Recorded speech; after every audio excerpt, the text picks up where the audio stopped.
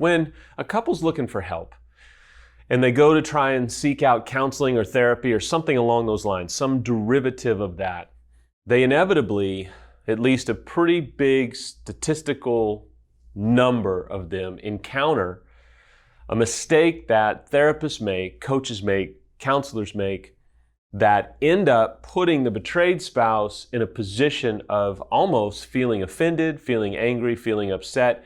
And that betrayed spouse doesn't always know why. They feel it, they sense it, but they trying to put their finger on it doesn't always work. And then the unfaithful starts to go, look, I'm trying to get us help. Why won't they participate? Why are they so angry? Or why do they feel like almost a grudge towards the therapist or professional? And why is that dynamic going on? And so I want to solve that for you today. I may not be able to solve it, but I can at least give you some real good insight as to what happens. Here's the scenario. A couple goes in to get help, and all of a sudden, that helper, whomever they are, decides, okay, let's talk about the marriage. Let's talk about the deficiencies in the marriage. Maybe you weren't having enough sex, that's why they cheated. Maybe you weren't complimentary enough or supportive enough, and maybe you were distracted by the kids, or all of these different things. Let's talk about the marriage. Here's a few books. Here's some communication procedures. Here's some things that we can do. And the betrayed kind of goes, wait a minute. No, I don't want to talk about the marriage. I'm not ready for that. You're rushing me. And so all of a sudden the wall comes up and the unfaithful goes, look, we're getting help. What's your problem? Here's the problem. That approach automatically assumes that the marriage is the reason for the infidelity. That approach automatically assumes, oh, we're here because the marriage was a problem, not because that person broke their vows and had an affair or had multiple affairs. And the betrayed feels an automatic blame for their infidelities and says, hold on, I'm not ready for that. That's not helpful. That's hurtful. I feel shamed. I feel wounded. And that creates something called therapist-induced trauma, where a betrayed now never wants to go back to therapy or finds it incredibly difficult to trust someone to help them. Even if that someone down the road is a true expert, they automatically feel a resistance and a hesitancy, and rightly so. What happens in this moment is so isolating for the betrayed. They feel like no one can relate to them, no one understands them. Here's the person that they're supposed to be going to for help, and that person has systematically shamed them or blamed them, and now they feel like, I don't want to be vulnerable to this person. And the professional says, what's the problem? If they haven't had the right training, they kind of feel like maybe this is a personal issue. If they really haven't worked a lot with those that are dealing with infidelity, they can maybe label you as angry, resistant, uncooperative, all those types of things.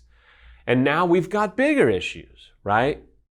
The problem in this scenario is at some level definitely able to be addressed and healed, because when you find an expert, they're going to take you down an expert-driven process, and that process says this: until we focus on the infidelity, until we focus on the betrayal of trust, until we can discuss the broken vows, until we can discuss what that infidelity or multiple infidelities have done to the betrayed, we're never going to focus on the marriage. If you're just going to rush right through that step, get ready. Any betrayed, male or female, is going to go, no, no, no, not ready, not working, not going to do that. So the unfaithful says, you just don't want to get help, and you just want to keep talking about the affair, and we've talked about it enough, and you just want to keep bringing it up. And then we open up a whole new can of worms. Let me help you in a very succinct way. Until you can talk about the infidelity, you're really not healed from it. I have unfaithfuls all over the world who'll say they want to keep talking about it. And I say, you know what? You think that you're healed, but you don't want to talk about it. So you're really not healed if you can't talk about it. That doesn't mean that you're just, oh, I can't wait to talk about my most heinous failure. Oh, yes, please sign me up to discuss all the ways that I have shamed my life, shamed my family, and lost all of your respect for me. I'm not saying that, but I am saying until you can talk about it, and multiple times talk about it without everything inside of you just raging and coming out at them and feeling all this shame and all this anxiety. Until you can get through that moment, your betrayed is not going to feel safe. See, typically what happens is you haven't forgiven yourself. You haven't forgiven yourself. You haven't worked it out. You're still feeling shame. You're still letting everything focus on you. You're still reactive. You're still focusing on what you feel and your uncomfortability. All the while your betrayed is sitting here going, can you not focus on yourself? Can you focus on me? Now I get it. The unfaithful goes, they're not focusing that way. They're yelling and screaming and raging. Well, I'm not saying that that's acceptable. That has to be addressed, and we can help with that. But to expect there to not be emotion, to not be anger, that's unrealistic.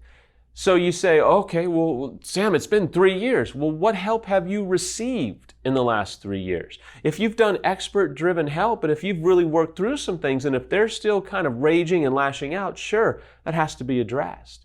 But that's not the totality of what we're talking about. Today, we're talking about the fact that as long as you focus on the marriage first, you'll never be able to experience genuine long-term healing. The heart cry of the unfaithful eventually comes and says, when can we talk about the marriage?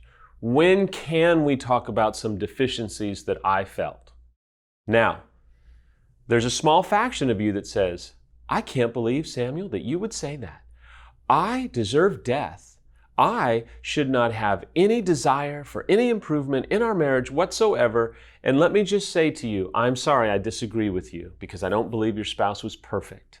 I'm not saying that your betrayed spouse had issues that they didn't have, but please don't lash out at me in a self-righteous approach that says, oh, I can't believe that you would think that I have any right to have any requests for my marriage to get better. I'm a dog. I'm a horrible person. Sorry, not going to address that. That's self-righteousness. And listen, the fact is, your betrayed spouse, and if you're a betrayed spouse, you're probably wrestling with this. You weren't perfect. That doesn't, at any level, excuse their cheating. But to think that you don't have areas to improve on is just unrealistic because you're not perfect and you're not a perfect spouse. We can always get better. Samantha herself realized, you know what? I had some things I had to work on. I had some things that didn't excuse or cause his infidelity. But still, if I want to be a healthy, happy, whole spouse, I've got to address these things. And yeah, there were things that were going on in Samantha's life that created vulnerability, did not create infidelity. My choice to cheat was my choice. I will own it for the rest of my life. If you're an unfaithful, and this is a difficult part right here, you may be wondering, when can we talk about some things that really I feel made me vulnerable and that I'm unhappy about? That time will come when you allow the infidelity, your choice to cheat, to be focused on and addressed and healed over time. The right expert, the right process will eventually create space, but you're not going to even see your betrayed spouse be open to it until you have allowed yourself to be the focus of their pain and their hurt, and eventually, gradually, as they feel safe, they'll warm up to the thought about addressing maybe some things that were going on that were unhelpful, that were creating vulnerability, but did not create infidelity. Stay safe today, my friends. Take a deep breath, get some fresh air if you can, take care of yourself. Your self-care is more important now than it maybe has ever